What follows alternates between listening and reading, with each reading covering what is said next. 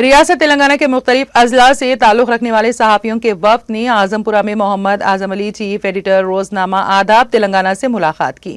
اس موقع پر مولانا ابوالکلام آزاد کی یوم پیدائش کے خصوص میں ان کی خدمات کو خراج عقیدت پیش کیا گیا۔ تقریب سے خطاب کرتے ہوئے محمد اعظم علی نے کہا کہ جمہوریت میں صحافت چوتھے ستون کا درجہ رکھتا ہے۔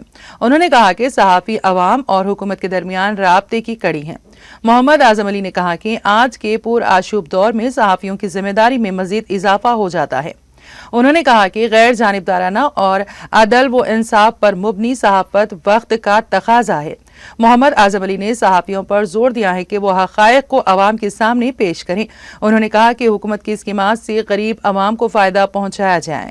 انہوں نے کہا کہ مولانا ابوالکلام آزاد مشہور و معروف سیاستدان ہونے کے ساتھ ساتھ ایک بہترین صحافی بھی تھے۔